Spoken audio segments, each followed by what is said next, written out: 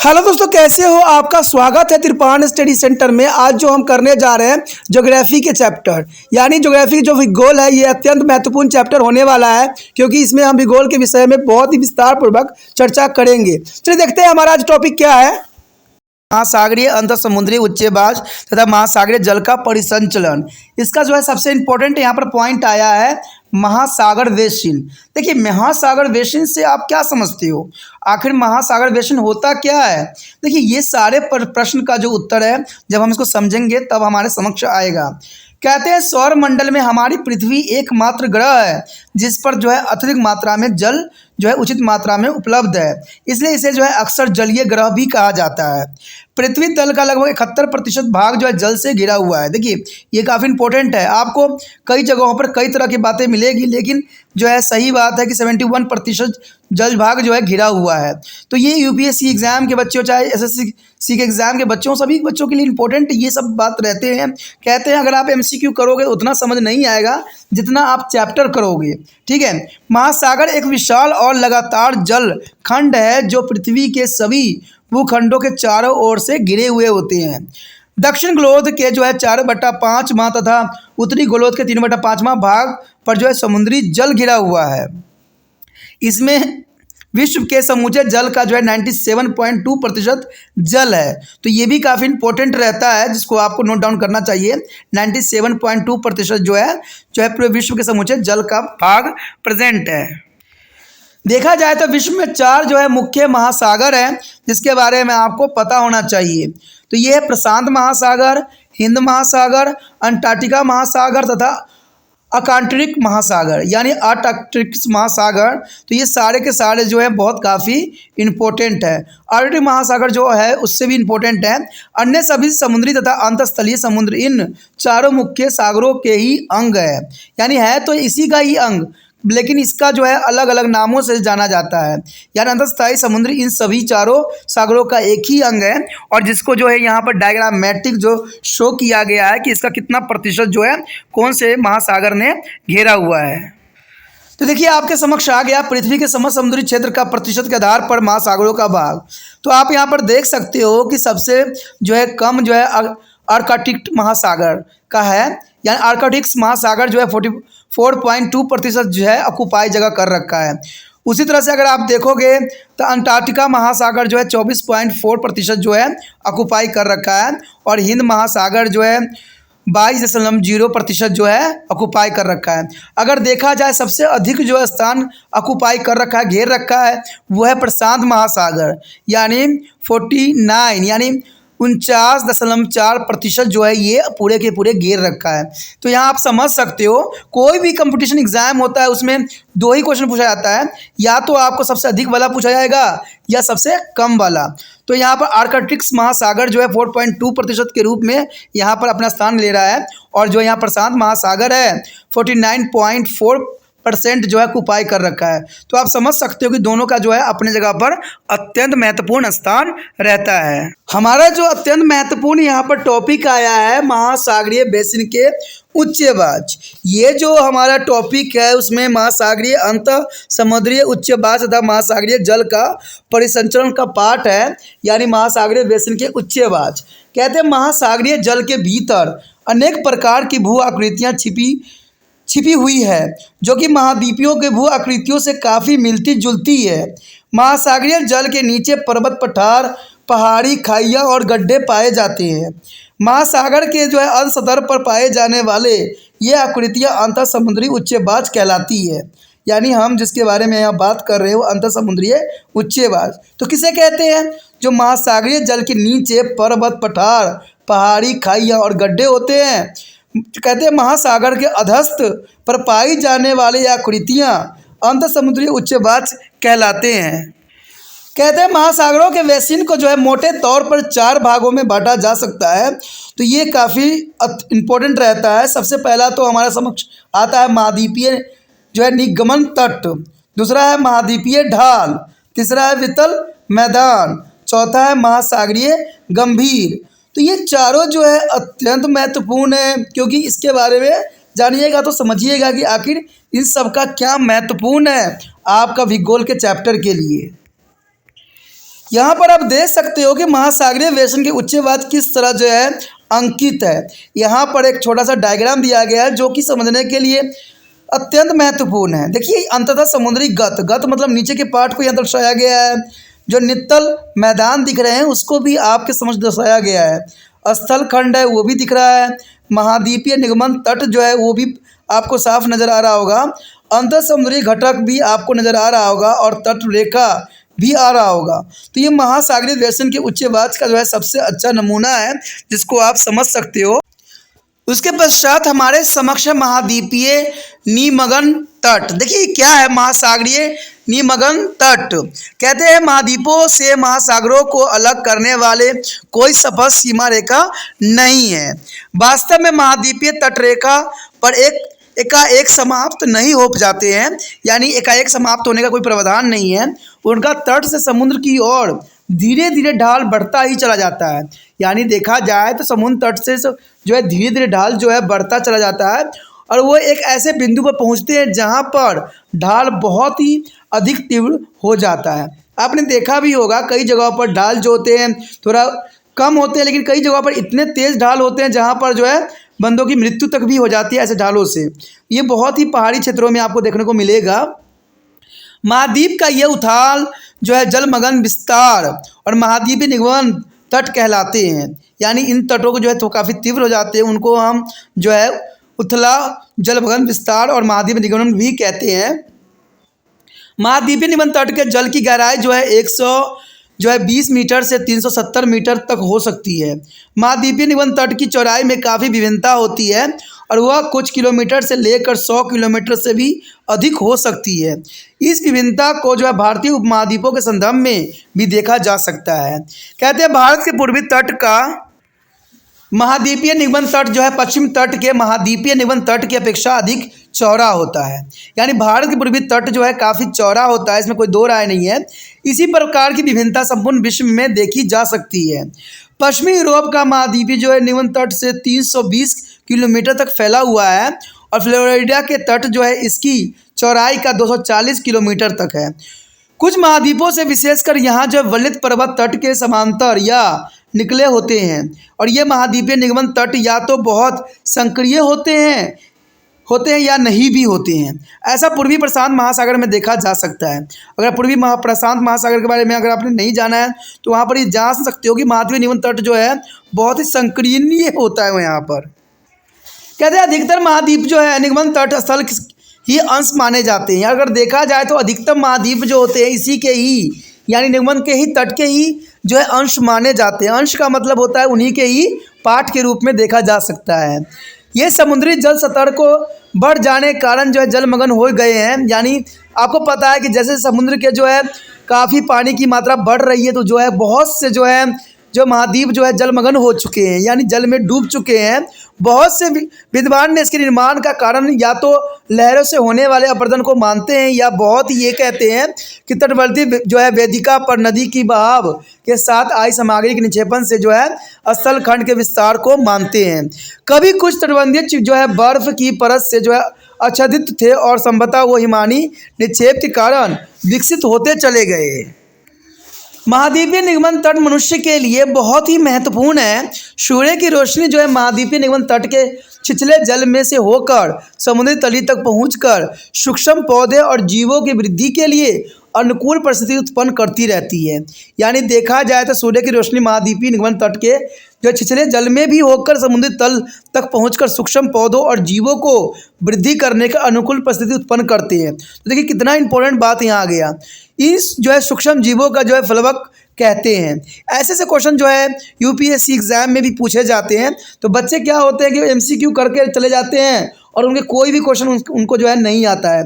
कहते हैं जब तक आप बेसिक को नहीं समझिएगा, चैप्टर नहीं समझिएगा, आप एमसीक्यू करके जो है यूपीएससी एग्ज़ाम को टैग नहीं कर सकते। कहते हैं बच्चे सिर्फ देखते रहते हैं जो है एमसीक्यू से पढ़ते रहते हैं, लेकिन जिन बंदों ने अटैम्प्ट किया उनको ये बात पता रहता है कि क्वेश्चन जो होते हैं चैप्टरों के अंदर से आते हैं, जो बच्चे समझते हैं चैप्टर। तो कहते हैं अगर अभी आपके अगर आगे का सपना है यूपीएससी एग्ज़ाम को जो है करना है, तो आपको अभी से इस चीज़ों को जो है ध्यान से पढ़ने की आवश्यकता और इसको पॉइंट जो है नोट करने की आवश्यकता है। कहते हैं बड़े बड़े इंस्टीट्यूट में भी जाके आप वो चीज़ नहीं सीख सकते जो ये छोटी छोटी बातों में सीख सकते हो, क्योंकि किताब में ही वो सारी बातें होती है जो हर जगह पढ़ाई जाती है। ठीक है, तो इसको अगर ढंग से आप पढ़िएगा तो यूपीएससी एग्ज़ाम के हर एक एग्ज़ाम के लिए आप जो होगे अप्लीकेबल हो जाओगे। तो यही सब बातें जो है एग्ज़ाम में पूछी जाती है, लेकिन बच्चे जो है इधर उधर भटक रहे होते हैं। कहते हैं महाद्वीपीय निबंध तट जो है मछलियाँ तथा खनिजों जिसमें रेत और कंकड़ पत्थर भी शामिल है कि काफ़ी अधिक मात्रा में स्रोत के रूप में देखा जा सकता है। यानी मछलियाँ और खनिज जो है इसमें काफ़ी मात्रा में पाई जाती है। विश्व भर में प्राप्त अधिकतर खनिज तेल और प्राकृतिक गैस इन्हीं महाद्वीपीय जो है निबंध तटों से ही प्राप्त होती है। यानी देखा जाए तो खनिज तेल और प्राकृतिक गैस इन्हीं जगहों से मिलता है। और मुंबई हाई तथा गोदावरी बेसिन में जो है खनिज तेल की नवीन खोज हुई है। यहाँ पर हमारे लिए बहुत ही मात्रा में खनिज तेल जो है उपलब्ध है, जो कि हमारे ही देश में यानी मुंबई गोदावरी बेसिन में खनिज तेल की जो है नवीन खोज है। और खनिज तेल के लिए जो है पटतट बेसिन का उदाहरण भी है। प्रवाल भित्ति और जैव खंड पदार्थ जो है महाद्वीपीय निबंध तटों पर सामान्य रूप से पाए जाते हैं। यहाँ पर जो हमारे समक्ष आया अंतर समुद्री कैनियन, देखिए ये डायग्रामेटिक है जो बहुत काफ़ी इम्पोर्टेंट है। इसमें आप देख सकते हो कि यहाँ पर जो है महाद्वीप, समुद्री तट, महाद्वीपीय निबंध तट, महाद्वीपीय ढाल, तो कई मानने में सारी चीज़ें जो होती है अंतर समुद्री कैनियन को बनाने के लिए पर्याप्त होते हैं। कहते हैं इस डायग्राम को अगर आप चाहो तो कई रूप में प्रैक्टिकल फाइल में भी बना सकते हो, जहाँ पर प्रैक्टिकल के रूप में आप दिखा भी सकते हो, क्योंकि जो सीबीएसई से बच्चे पढ़ते होंगे उनको भी प्रैक्टिकल फाइल होता है, चाहे वो एनआईएस बोर्ड में पढ़ते हैं उनकी भी प्रैक्टिकल फाइल होता है, तो इसके बेस पे आप कर सकते हो। महाद्वीपीय निबंध तट की एक उल्लेखनीय विशेषता इसमें पाई जाने वाली अंतर समुद्रीय कैनियंस यानी महाखंडड़ है, जो कि महाद्वीपीय ढाल तक चली जाती है। समुद्र तट में बनी हुई एक कैनियंस तीव्र ढाल वाली घाटियों के समान ही होती है। गोदावरी नदी के मुहाने के सामने गोदावरी कैनियन के जो है 502 मीटर गहराई होती है। अंतर समुद्री कैनियन के निर्माण का एक कारण समुद्री जल के नीचे होने वाले भूस्खलन भी हो सकती है। महाद्वीपीय निबंध तट पर इकट्ठा होने वाला जो है तलछट तूफान तथा भूकंप द्वारा हटा दिया जाता है। हटते हुए इस जो है तटछटों को जो है बल के कारण ढाल कटे हुए नजर आते हैं और इसके परिणाम स्वरूप अंतर समुद्री कैनियंस बन जाते हैं। और महाद्वीपीय निबंध तट जो है साधारण उन राष्ट्रों की समुद्री जल सीमा बनाते हैं। उसके पश्चात हमारे समक्ष महाद्वीपीय ढाल। देखिए महाद्वीपीय ढाल क्या होता है। महाद्वीपीय सीमांत का वह निरंतर जो ढलवा भाग जो कि महाद्वीपीय निबंध तट से सागर की ओर वित्तल मैदान तक विस्तृत होते हैं, महाद्वीपीय ढाल के रूप में जाना जाता है। यह जो है 2.5 जो है डिग्री के ढाल द्वारा जो है वर्गीकृत किया जाता है और इसकी गहराई जो है 180 मीटर से 360 मीटर तक होती है। कुछ स्थानों पर जैसे फिलीपींस के तट के पास महाद्वीपीय ढाल बहुत गहरा हुआ होता है। महाद्वीपीय ढाल में मुख्यतः तीव्र ढाल और तट से दूसरी दूरी को जो है बढ़े जाने के कारण तटछट जो है निक्षेप बहुत कम मिलता है। महाद्वीपीय निबंध तट की तुलना से यहाँ समुद्री जीव भी बहुत कम मिलते हैं। यहाँ पर जो आपके समक्ष डायग्राम है यानी चित्र है, ये महाद्वीपीय निबंध तट और ढाल को दर्शाया गया है।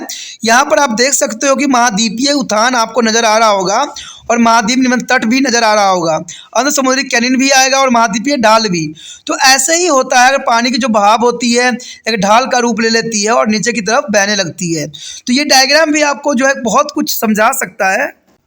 कहते हैं महाद्वीपीय ढाल के तल के साथ साथ जो है तलछट के निक्षेपण होते ही रहते हैं और तलछट के निक्षेपण का यह क्षेत्र महाद्वीपीय उठान का निर्माण करता है। यानी महाद्वीपीय उठान का निर्माण इन्हीं तलछटों के निक्षेपण के कारण होता है। कुछ क्षेत्रों में यह जो उठान बहुत ही संकरा होती है, यानी संकरा का मतलब होता है कि बहुत ही जो है काफ़ी कम गैप होते हैं, किंतु कहीं कहीं इसकी चौड़ाई जो है 600 किलोमीटर तक भी हो जाती है। कहीं कहीं देखिए संकरा होती है और कहीं कहीं तक तो 600 किलोमीटर से भी अधिक होती है। तो ये काफ़ी इम्पोर्टेंट बात रखता है। बात इम्पोर्टेंट यहाँ पर ये भी रखता है कि दो पॉइंट है जिसमें समुद्री जो है अधसतल का वह तीव्र ढाल वाला भाग जो वित्तीय मैदान और महाद्वीपीय निगमतन तट के बीच है महाद्वीपीय ढाल कहलाता है। महाद्वीपीय ढाल के तल के साथ साथ जमा हुआ तलछट का क्षेत्र जो है महाद्वीपीय उतान कहलाता है। तो ये कई मायने में इम्पोर्टेंट भी कहलाता है। अब देखते हैं हमारा अगला पार्ट। अगला जो है हमारा है वित्तल मैदान। देखिए वित्तल मैदान गहरे महासागरीय तट के अत्यंत समतल तथा प्राकृतिक विहीन मैदान है। संभवतः यह विश्व के सबसे समतल क्षेत्र है। वित्तल मैदान जो 300 से 600 मीटर तक जो है गहराई पर महासागरीय तल के एक विस्तृत भाग से फैले हुए हैं। यह पहले जो है लक्ष्यहीन मैदान माने जाते थे, परंतु आधुनिक यंत्रों से पता चला है कि यह भी उसी प्रकार के विषम है जिस प्रकार के महाद्वीपीय मैदान धरातल पर है। इसमें व्यापक रूप से समुद्री पठार, पहाड़ियाँ, गायोट और समुद्री पर्वत पाए जाते हैं, जो कि कई मायने में इम्पोर्टेंट भी रखता है। वित्तल मैदान का जो है तलछट से भरा हुआ होता है और महाद्वीपों के निकटवर्तीय वित्तल मैदान अधिकांशतः स्थल जो है खंड से आए तलछट से भरे हुए होते हैं। लेकिन जिन समुद्रों में जीवों की अत्यधिक वृद्धि होती है उन पर जो है तलछट की मोटी परत होती है और इस तलछट का जो है निर्माण समुद्री जीवों के अस्थि पंजरों से बनी होती है और इन तलछटों के जो है उज या संदूपंख कहते हैं। कुछ खुले समुद्रों में पर्याप्त मात्रा में जो है जीव जंतु नहीं होते हैं, इसलिए उनके जो है अधस्थल पर उज नहीं बनता है। इसमें जो तलछट भरा हुआ होता है उसे लाल संदूपंख कहते हैं और इस लाल संदूपंख का निर्माण जो है ज्वालामुखी के कारण होता है, ये आपको पता होना चाहिए। यानी लाल संदूपंख का निर्माण जो होता है ज्वालामुखी के कारण होता है और यह पवन तथा नदियों द्वारा लगाए गए छोटे छोटे कणों से भी हो सकता है। यानी समुद्र और नदियों द्वारा यानी पवन नदियों द्वारा लाए गए छोटे छोटे कण से भी लाल संदूपंख का जो है निर्माण होना संभव है। उसके पश्चात है अंतर समुद्री जो है पर्वत श्रेणी या कटक। देखिए क्या है ये, महाद्वीपों पर विद्यमान विशाल पर्वत जो है पद्धति समुद्री के जो है जल के नीचे भी विद्यमान है और इन महासागरीय पर्वतों को अंतर समुद्री पर्वत श्रेणी कहते हैं। ये देखिए मोखला के समान है जो महासागरों के मध्य स्थित है। अंत इन्हें मध्य महासागरीय पर्वत श्रेणी भी कहते हैं। सभी मध्य महासागरीय पर्वत श्रेणी एक जो है विश्वव्यापी व्यवस्था का निर्माण करती है और ये एक महासागर से दूसरे महासागर के साथ जो है परस्पर जुड़ी हुई होती है और यह जो है पर्वत श्रेणियों कहीं कहीं जो है भ्रमशों द्वारा कट जाती है। यहाँ प्राय भूकंप आते ही रहते हैं और महासागरीय पर्वत श्रेणी में ज्वालामुखी आम बात है। इससे जो है कई प्रकार के समुद्री धरातलीय लक्षणों का निर्माण भी हो जाती है। मध्यवर्ती अंटार्कटिका पर्वत श्रेणी सबसे बड़ी और अवंचित जलमग्न पर्वत श्रेणी है जो अंटार्कटिका महासागर के मध्य में उत्तर से दक्षिण तक जो है फैली हुई होती है। इसकी आकृति अंग्रेजी के अक्षर एस के समान ही होता है और कुछ स्थानों पर इसकी चोटियां जल की सतह के ऊपर आ जाती है और द्वीपों का निर्माण करती है। बहुत से द्वीपों का उद्गम ज्वालामुखियों के कारण ही होता है।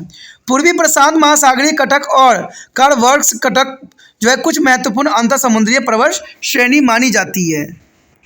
यहाँ पर जो मानचित्र आप देख रहे हो उसमें जो है गत और कटक को दर्शाया गया है। तो ये कई मानने में इम्पोर्टेंट जो है हमारा मैप है जिसमें आपको हर एक बात के बारे में जो है विस्तृत जानकारी दी गई है कि कटक कैसी होगी और गत कैसा होगा। तो इसको लकीरों से जो है रिप्रेजेंट किया गया है जो समझने के लिए पर्याप्त है। उसके पश्चात हमारे समक्ष समुद्री टीला और गाइड आउट। आखिर समुद्री टीला क्या है और गाइड आउट क्या होती है? समतल समुद्री धरातल के ऊपर बिखरे हुए हजारों जलमग्न ज्वालामुखी है और इसके शीर्ष नुकीले होते हैं और इन्हें समुद्री टीला भी कहते हैं। कभी कभी ये समुद्री टीले इक्के दुक्के द्वीपों के रूप में समुद्री असतल के ऊपर उठ जाते हैं। हवाई और तहनीय द्वीप ज्वालामुखी की जो है अनावृत चोटियाँ हैं। समुद्र तल के ऊपर उठने वाले ज्वालामुखी की चोटी पर जब अपरदन द्वारा चौरस हो जाती है और पानी से ढक जाती है तो उसे हम जो है गाइड आउट यानी निगम द्वीप कहते हैं। जैसे कि यहाँ पर डायग्राम में भी दर्शाया गया है। इस डायग्राम में आपको साफ हो जाएगा कि समुद्री टीला और गाइड आउट यानी जो है निम्न द्वीप कैसे बने हैं। यानी गाइड आउट जो होती है, देखिए गाइड आउट दिखाया गया है पहला, दूसरा जो है समुद्री टीला दिखाया गया है, चौथा जो है ज्वालामुखी द्वीप दिखाया गया है। तो कुछ इसी प्रकार से जो होते हैं गाइड आउट होते हैं जो कि काफ़ी इंपॉर्टेंट यहाँ पर स्थान रखता है। उसके पश्चात हमारे समक्ष आता है महासागरीय गंभीर। देखिए महासागरीय गंभीर क्या है? महासागरीय गंभीर जो अधस्थल महासागर का सबसे गहरा भाग होता है। अगर आप साधारण शब्दों में जानना चाहो तो ये महासागरीय गंभीर जो होती है सबसे गहरा पार्ट होता है। महासागरीय अधस्थल पर लंबी तीव्र ढाल वाली संक्रीय और चौरस तल की खाइयाँ होती है जो बड़े बड़े ऊंचाई तक होती है। इन्हें सामान्य अंतर समुद्री गत भी कहा जाता है। यह गत हमेशा महासागरों के बेसिन के मध्य में नहीं होते हैं जैसा कि सामान्य विश्वास किया जाता है, बल्कि उन महाद्वीपों के अत्यधिक निकट या समांतर होते हैं जहाँ वलित पर्वत सीमा बनते हैं। यह गत प्रायः ज्वालामुखी और भूकंपीय हलचल वाले क्षेत्रों के निकट पाए जाते हैं। बड़े भूकंपी और सुनामी की उत्पत्ति यहीं से ही होती है और यह गत सभी जो है प्रमुख महासागर में पाए जाते हैं। ये कई मायने में इंपॉर्टेंट है कि ये गत सभी प्रमुख महासागरों में पाए जाते हैं। इसमें प्रशांत महासागर में इसकी संख्या सबसे अधिक है। देखिए ये बहुत काफ़ी इंपॉर्टेंट है कि महासागर गंभीर कहाँ पाए जाते हैं सबसे अधिक, तो प्रशांत महासागर में इसकी संख्या सबसे अधिक मानी जाती है। प्रशांत महासागर में स्थित है मैरियान्स गत विश्व में ज्ञात गतों में सबसे गहरा गत माना जाता है। ये भी बहुत इंपॉर्टेंट पॉइंट आ जाता है यूपीएससी एग्जाम के लिए कि जो है प्रशांत महासागर में स्थित मैरियान गत विश्व में जो है सबसे गहरा गत में से माना गया है। और यह गत या खाई इतनी गहरी है कि इसमें अगर विश्व के स्वच्छ पर्वत शिखर माउंट एवरेस्ट को रख दे तब भी इसकी चोटी के ऊपर कुछ किलोमीटर समुद्र जल रहेगा। तो आप समझ सकते हो कि इसकी गहराई कितनी अधिक होगी। तो ये काफ़ी इंपॉर्टेंट बात है। यहाँ पर जो हमारा अत्यंत महत्वपूर्ण टॉपिक आया है महासागरीय जल की विशेषताएं। देखिए ये जो महासागरीय जल की विशेषताएं हैं ये जो है महासागरीय अंतर समुद्री उच्चवाच महासागरीय जल का जो परिसंचरण के अंतर्गत है, यानी महासागरीय जल की विशेषताएं। कहते हैं अगर देखा जाए तो तापमान और लवणता महासागरीय जल के दो ऐसे गुण हैं जो विशाल जल राशियों के लिए संचरण के प्रभावित करते हैं। यानी दो चीज़ें बहुत ही इंपॉर्टेंट होता है हर चीज़ों के लिए, तापमान और लवणता। क्योंकि अगर हम समुद्र की बात कर रहे हैं तो लवणता जो है काफ़ी इंपॉर्टेंट रहता है और इसके कितने टेम्परेचर है ये भी यहाँ वेरी करता है। अंत महासागरीय जल को जो है परिसंचरण के अध्ययन में महासागरीय जल के तापमान लवणता और घनत्व का जो है विशेष महत्व रहता है। ये काफ़ी इंपॉर्टेंट बात भी यहाँ आता है। इसके अंतर्गत जो है हमारा पहला पॉइंट आता है महासागरीय जल का तापमान। देखिए महासागरीय जल का तापमान किस बेस पे यहाँ लिया जा सकता है। महासागरीय जल के तापमान में भी जो है स्थलीय धरातल के समान विविधताएं पाई जाती है और विभिन्न अक्षांशों पर जो है विभिन्न ऋतुओं में प्राप्त ऊर्जा की मात्रा में विविधता जो है सूर्य ताप पर निर्भर करती है। सामान्यतः जो है विषुववर्त वृत्त के समीप जल सबसे अधिक गर्म रहता है और इसका जो है तापमान ध्रुवों की ओर क्रमशः घटता ही चला जाता है। उष्णकटिबंधीय सागरों के वार्षिक औसत तापमान लगभग जो है 27 सेल्सियस या इसके कुछ अधिक होता है, लेकिन ध्रुव की ओर यह घटता ही जाता है। ध्रुवों पर वार्षिक औसत तापमान लगभग जो है -1.8 सेल्सियस पाया जाता है, यानी माइनस में वहाँ चला जाता है, क्योंकि बहुत काफ़ी जो है बात इंपॉर्टेंट है। ध्रुवों की ओर महासागरीय जल के जो है तापमान का जो है घटना या विशिष्ट वृत्त की और इसकी तापमान का बढ़ना एक सामान्य नहीं रहता है, क्योंकि उष्णकटिबंधीय सागरों से जो है गर्म जल उच्च अक्षांशों की ओर चलता रहता है अथवा इसके विपरीत भी हो सकता है और इसके फलस्वरूप समुद्री जल के स्थानीय तापमान में वृद्धि या कमी भी हो जाता है। कभी कभी ठंडा जो निम्न सतहीय जल जो है ऊपर उठने से भी उष्ण और उपोष्ण कटिबंधीय सागर के स्थायी जल के तापमान को कम कर देता है। सबसे अधिक तापमान स्थल गिरे हुए जो है उष्णकटिबंधीय सागरों में होते हैं। यानी देखा जाए तो सबसे अधिक तापमान जो होता है स्थल से घिरे हुए उष्णकटिबंधीय सागरों में होता है। उदाहरण के लिए लाल सागर, अंटार्कटिका महासागर और अंटार्कटिका महासागर का जल इतना ठंडा होता है कि सैकड़ों मीटर की गहराई तक वह जो है अस्थायी रूप से जमा रहता है। ग्रीष्म ऋतु में बर्फ बड़े बड़े हिस्सों में जो है टूटकर हिमखंडों के रूप में आसपास के सागरों में तैरने लगती हैं। इसके फलस्वरूप जो है आसपास के उन हिमयुक्त सागरों को तटीय जल का भी तापमान घट जाता है, जो कि काफ़ी इंपॉर्टेंट बात भी यहाँ आता है। तापमान के जो ऊर्ध्वाधर वितरण में भी विविधताएं पाई जाती है और गहराई बढ़ने के साथ साथ तापमान घटता भी चला जाता है और यह इसलिए होता है क्योंकि महासागरीय जल का ऊपरी भाग अधिकतम जो है सूर्य तप प्राप्त करता है। यानी ऊपरी भाग अगर देखा जाए तो काफ़ी सूर्य से जो है गर्मी प्राप्त करता है और सूर्य की किरणें जैसे जैसे अंदर प्रवेश करती है प्रकरणीय परावर्तन तथा विसरण के कारण उसकी शक्ति घटती चली जाती है। हालांकि तापमान की यह हर्ष दर सभी गहराइयों पर एक सामान्य नहीं होती है। लगभग 100 सेल्सियस मीटर की गहराई तक जो है जल का तापमान लगभग सतह के तापमान के बराबर ही होता है, जबकि सतह से जो है 1800 मीटर की गहराई पर तापमान जो है लगभग 15 सेल्सियस से घटकर 2 सेल्सियस तक रह जाता है।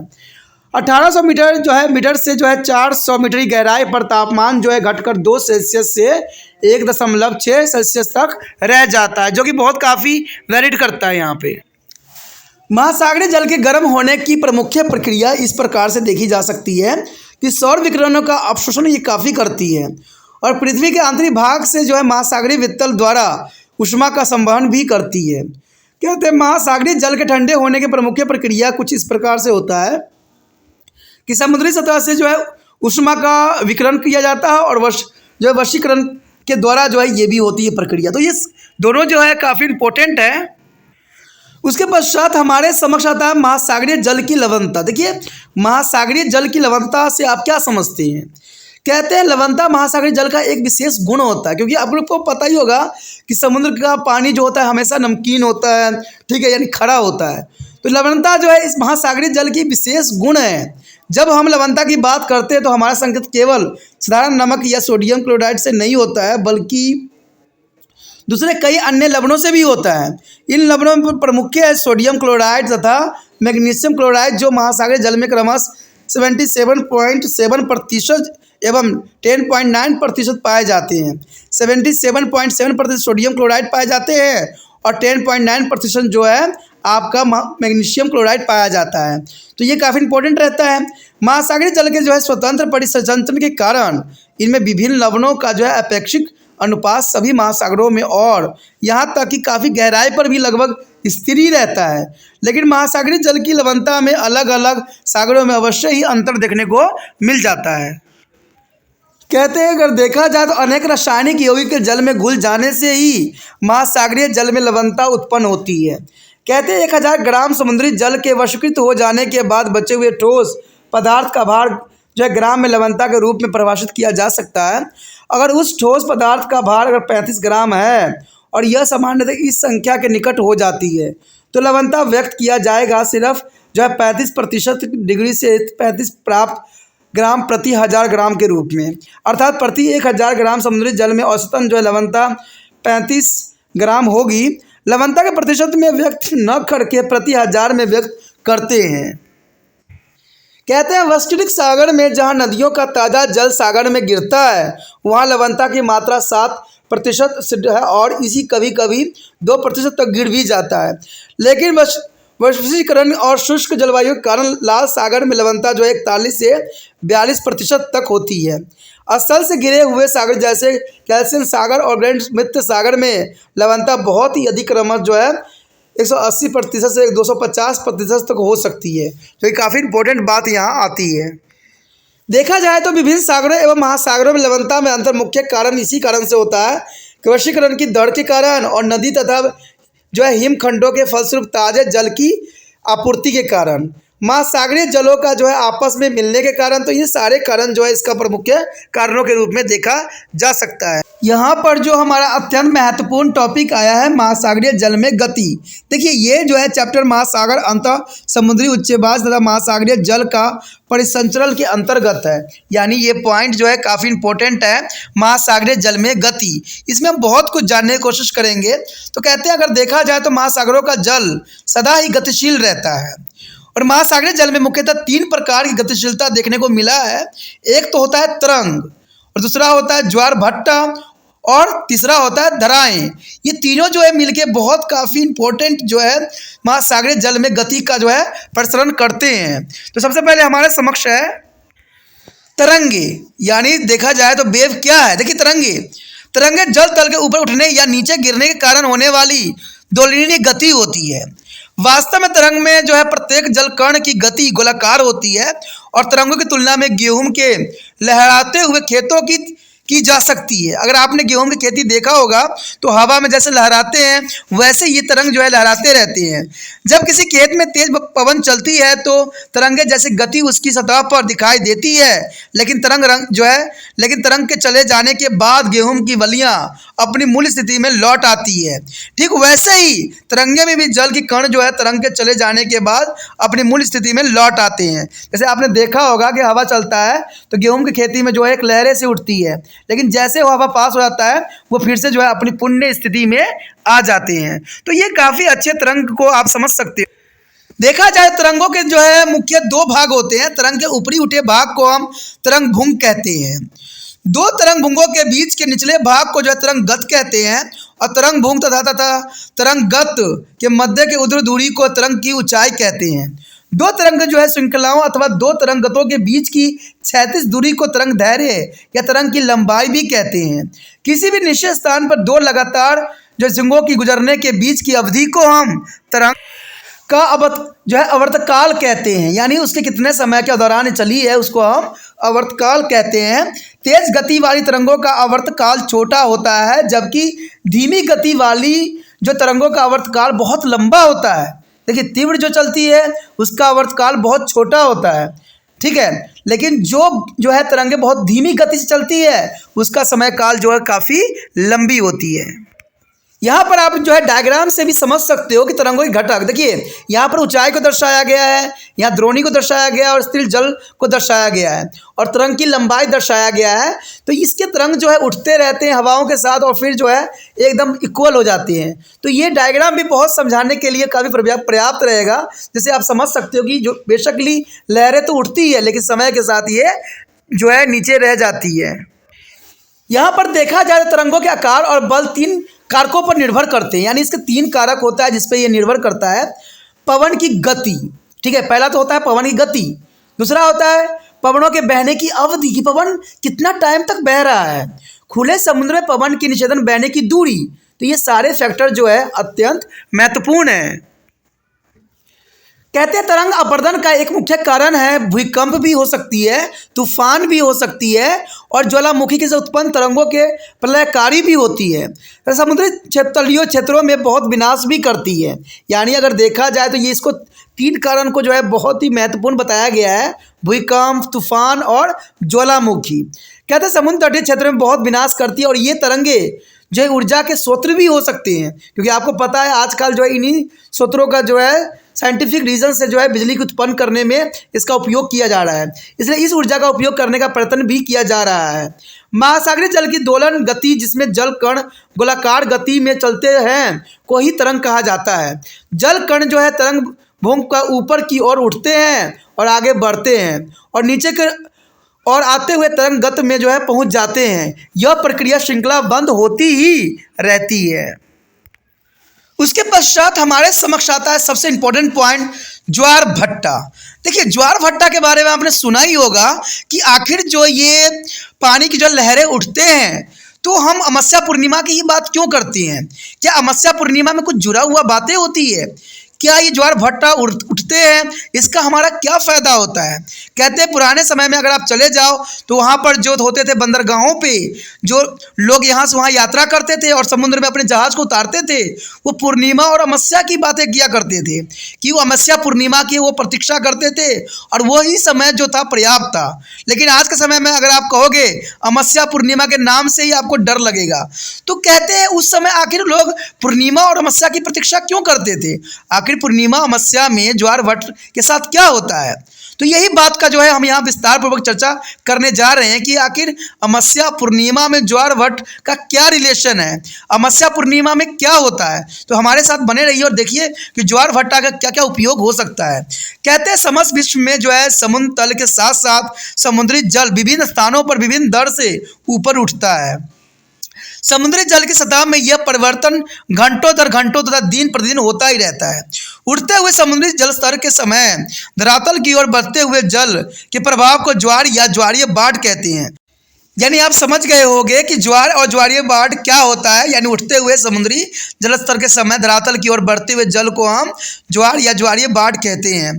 कुछ घंटों के पश्चात गिरते हुए समुद्री जो है जल स्तर के समय ज्वारीय जल वापस चला जाता है। यानी जैसे खत्म होता है वो वापस चला जाना स्वाभाविक बात है। यह भट्टा कहलाता है। ज्वारीय बाढ़ उच्च ज्वार तथा भट्टा निम्न ज्वार। देखिए ये दो बातें इंपॉर्टेंट है। ज्वारीय बाढ़ जिसको हम उच्च ज्वार कहते हैं और भट्टा को हम क्या कहते हैं, निम्न ज्वार। वास्तव में ज्वार भट्टा सबसे अधिक बड़ी तरंगों जो है महासागरीय जल को गतिशील करती है। नियमित रूप से प्रतिदिन एक निश्चित अंतराल पर 2 बार समुद्री जल ऊपर उठता है और 2 बार नीचे बैठता है। कहते हैं ये जो है ये महीनों में जो है 2 बार उच्च ज्वारीय बाढ़ औसत ऊंचाई होता है और भट्टा नीचा होता है। ठीक इसी प्रकार से महीनों में 2 बार ज्वारीय बाढ़ औसत से नीचा होता है और भट्टा नीचा होता चला जाता है।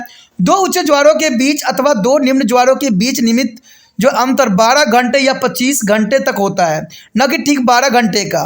दिन का 24 घंटों में उच्च ज्वार पिछले दिन की तुलना में 51 मिनट देर से आता है।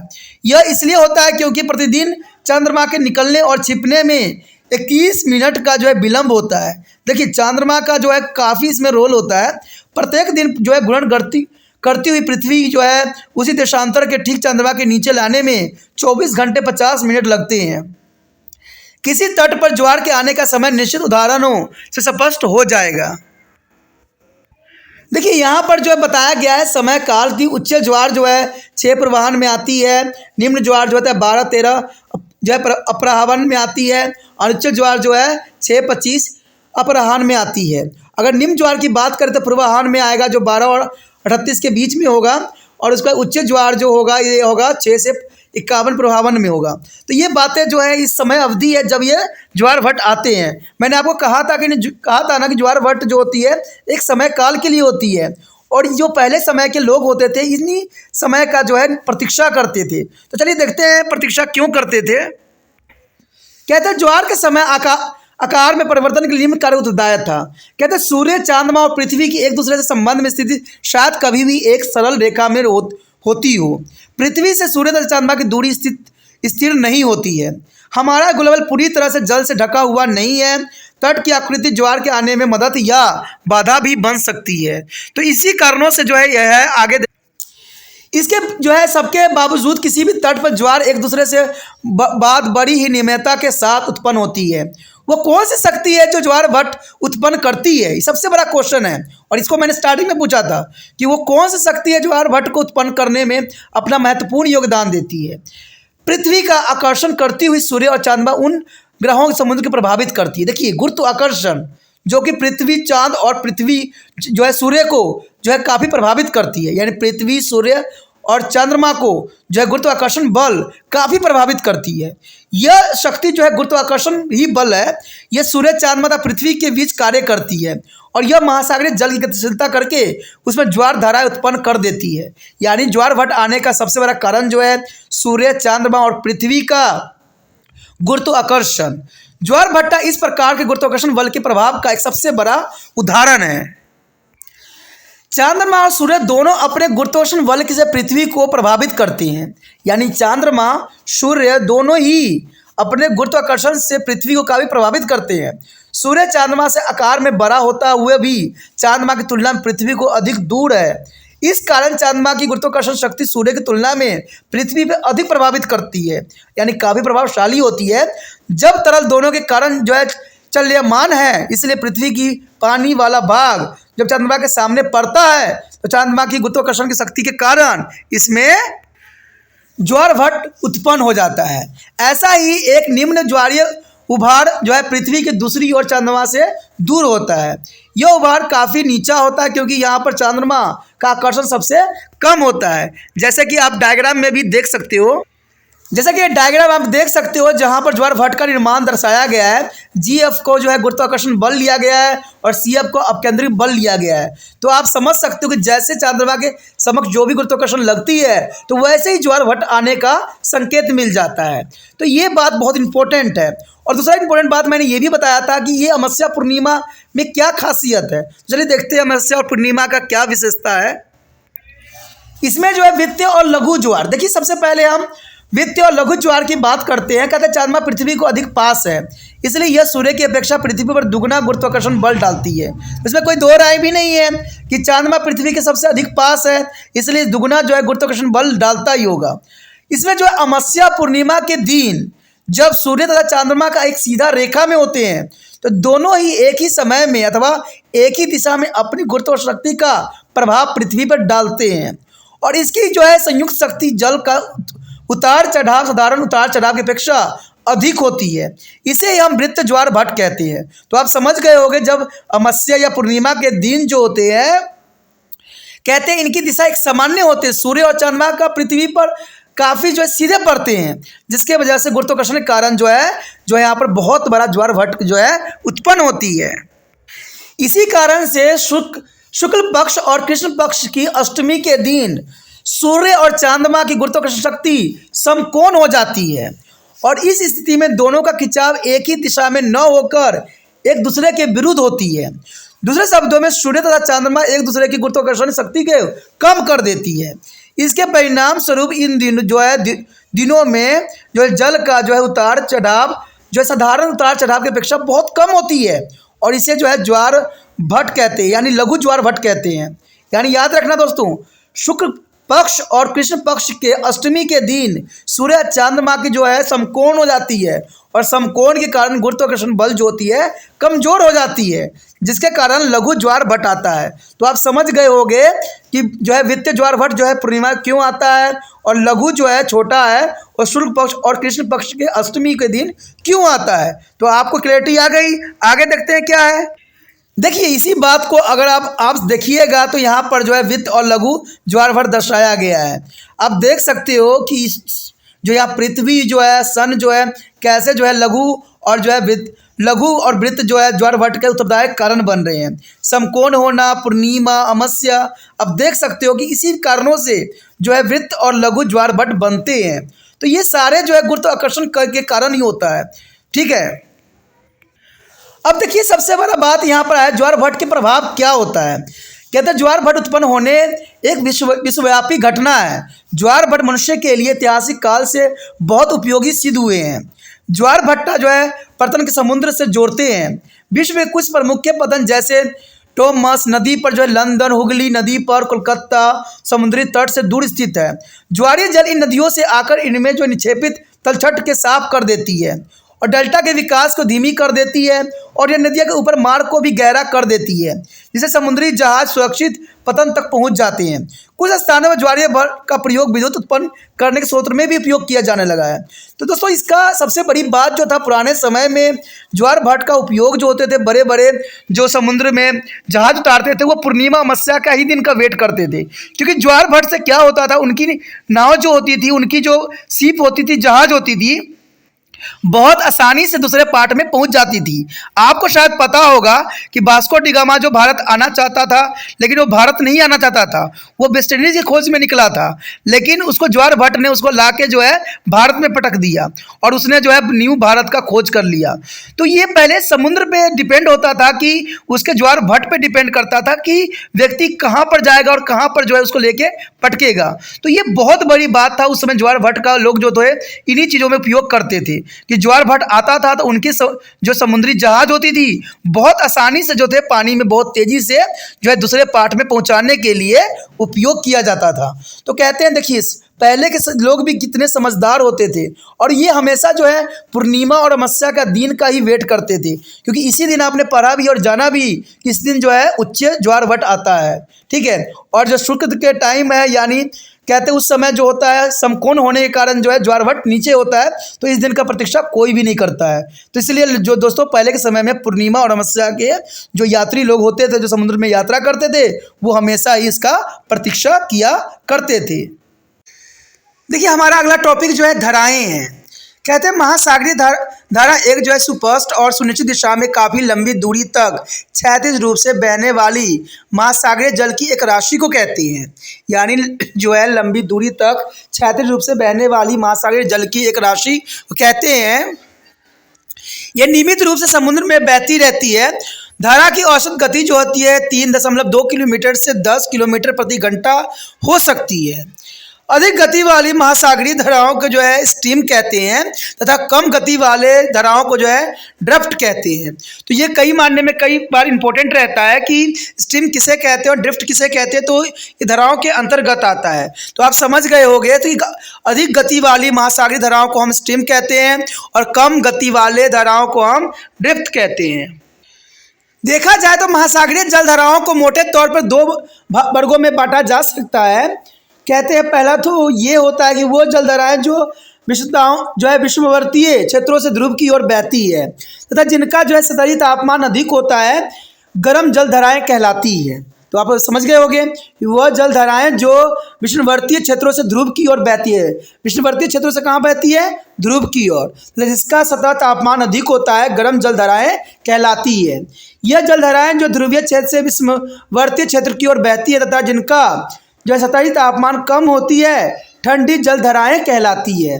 महासागरीय धाराओं की उत्पत्ति तथा उसके परिसरण की प्रक्रिया कुछ कारकों पर निर्भर करती है। देखते हैं वो कारक कौन कौन सी है। पहला कारक है घनत्व में अंतर। देखिए समुद्री जल का घनत्व हर स्थान पर अलग अलग होता है। समुद्री जल का यह घनत्व उसके तापमान और लवणता के औसत पर निर्भर करता है। जब जल का तापमान अधिक होता है तो उसका घनत्व कम होता जाता है। यानी देखिए जब जल का तापमान अधिक होता है तो घनत्व जो होती है कम होती है, इसलिए विषुववर्तीय क्षेत्र का कम घनत्व वाला जल जो है ध्रुव की ओर बहता है और ध्रुवीय प्रदेशों का अधिक घनत्व वाला ठंडा जल विषुववर्तीय क्षेत्र की ओर बहता है। इस प्रकार से ठंडी जलधाराएं हमेशा ध्रुवीय क्षेत्र से विषुववर्तीय क्षेत्र की ओर तथा गर्म जलधाराएं विषुववर्तीय क्षेत्र से ध्रुव प्रदेश की ओर बहती है। तो ये काफ़ी इंपॉर्टेंट बात रहता है। कहते हैं महासागरीय जल की जो है लवणता में अंतर से भी धाराएं उत्पन्न होती है। देखिए लवणता में अगर अंतर होगा तो जल धाराएं उत्पन्न होगी, स्वाभाविक बात है। यदि जल में लवणता अधिक है तो उस जल का घनत्व बढ़ जाता है, यानी लवणता अधिक होगी तो घनत्व भी अधिक होगा तथा जल नीचे बैठ जाता है। इसलिए कम लवणता वाला जल अधिक लवणता वाले जल के ऊपर बहती रहती है, जबकि उसकी नीचे अधिक लवणता वाला जल कम घनत्व वाले जल की ओर बहता है। लवणता में अंतर से बनने वाली जलधाराएं कम लवणता वाले अंटार्कटिका महासागर तथा अधिक लवणता वाले जो है मध्य सागर के बीच पाई जाती है, जो कि बहुत काफ़ी इंपॉर्टेंट है। इंपॉर्टेंट तो यहाँ पर यह भी है कि जल का तापमान जितना अधिक होता है उसका घनत्व उतना ही कम होता है। जल में जितनी अधिक लवणता होगी उसका घनत्व भी उतनी ही अधिक होगी। तो समझ गए होंगे, 2 पॉइंटों से साफ क्लियर हो गया होगा कि जल का तापमान जितना अधिक होगा उसका घनत्व उतना ही कम होगा। जल में जितनी अधिक लवणता होगी उसकी घनत्व उतनी ही अधिक होगी। उसके पश्चात हमारे समक्ष है पृथ्वी घूर्णन गति। देखिए पृथ्वी घूर्णन गति से आप क्या समझते हो? हम पहले ये जो है पाठ में पढ़ चुके हैं कि जो है पृथ्वी घूर्णन गति उस जो है उत्तरी जो है गोलों में हवा को दाईं ओर, दक्षिण गोलों में हवा को बाईं ओर मोड़ देती है। और इसी प्रकार महासागरीय जल भी कोरियोलिस बल को प्रभावित करता है, यानी कोरियोलिस बल को काफ़ी प्रभावित करता है और ये धाराएं फेरलेस के नियम का अनुसरण भी करता है। अंततः उत्तरी गोलों में सभी महासागरीय धाराएं दक्षिणी वर्त की दिशा तथा घड़ी की सुइयों को घूमने की दिशा में बहती है, यानी जो है क्लॉकवाइज घूमती रहती है। और दक्षिणी गोलों में ये धाराएं वामवर्त दिशा या घड़ी की सुई के घूमने की उल्टी दिशा में बहती है, यानी एंटी क्लॉक दिशा में ये जो है घूर्णन करती है। उसके पश्चात जो है हमारा भूमंडलीय पवनें। देखिए भूमंडलीय पवन क्या होती है? भूमंडलीय पवनें जैसे कि व्यापारी पवनें एवं पछुआ पवनें के नाम से भी जाना जाता है, महासागरीय जल को लगातार प्रभावित करती रहती है। अगर हम भूमंडलीय पवनों की तुलना महासागरीय जलधाराओं से करें तो यह स्पष्ट हो जाएगी कि जलधाराएं भूमंडलीय पवनों की जो है मुख्य दिशा का अनुसरण करती है। कहते निम्न अक्षांशों वाले क्षेत्रों में अर्थात व्यापारी पवनों के क्षेत्रों में जलधाराओं के प्रभाव की दिशा मानसूनी पवनों की दिशा में परिवर्तन के साथ हमेशा बदलती रहती है। यहाँ पर जो हमारे समक्ष आया है अत्यंत महत्वपूर्ण चैप्टर के जो है अत्यंत महत्वपूर्ण पॉइंट आया है अंटार्कटिका महासागर की धाराएं। देखिए अटलांटिका जो महासागर की धाराएं हैं उसका क्या यहाँ पर विशेषता है, तो इसी जो है विषय पे हम यहाँ पर चर्चा करने जा रहे हैं। कहते हैं विषुववर्त रेखाओं के उत्तर व दक्षिण दिशाओं में पश्चिम की जो और प्रभावित होने वाली 2 धाराएं हैं, एक तो होती है उत्तर एवं दक्षिण जो है विषुववर्तीय धाराएं, यानी इसको 2 भागों में बांटा गया है, उत्तरी और दक्षिणी। ठीक है, उत्तरी और दक्षिणी जो है विषुववर्तीय धाराएं में माना गया है। और इन दोनों विषुवताओं धाराओं के बीच पश्चिम से पूर्व की ओर जो है विरोधी विषुवत धाराएं बहती रहती है। जैसे चित्र में भी हम देखेंगे ये विरुद्ध धाराएं जो उत्तरी और दक्षिण जो है विषुववर्तीय धाराओं द्वारा महासागर के पूर्व में जो है हटाए गए जल की आपूर्ति करती है। ब्राजील के साओ और रैक अंतरीप की जो निकट जो है दक्षिणी विषुववर्तीय धाराएं 2 शाखाओं में बढ़ जाती है और इसकी उत्तरी शाखा जो है उत्तरी विषुववर्तीय धाराओं में मिल जाती है। और इस सम्मिलित धारा का जो है कुछ भाग कैरेबियन सागर तथा मैक्सिको की खाड़ी में प्रवेश करती है तथा शेष भाग जो वेस्ट इंडीज द्वीप समूह के पूर्व किनारों पर जो है अंटार्कटिक धारा के रूप में बहती हुई गुजरती है।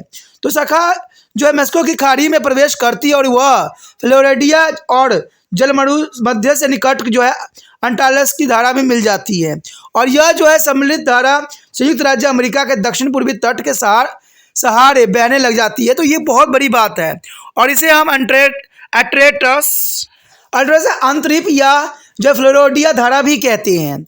हेटेरस आंद्रियो और न्यू फ्लैंडोलैंड में समीप स्थित ग्रैंड बैंक तो इस धारा के जो है गल्फ स्ट्रीम कहते हैं और जो ग्रैंड बैंक के गल्फ में स्ट्रीम जो है पछुआ पवने और जो है पूर्वी की घुमन गति की जो है सम्मिलित प्रभाव के कारण पूर्व की ओर ये मुड़ जाती है।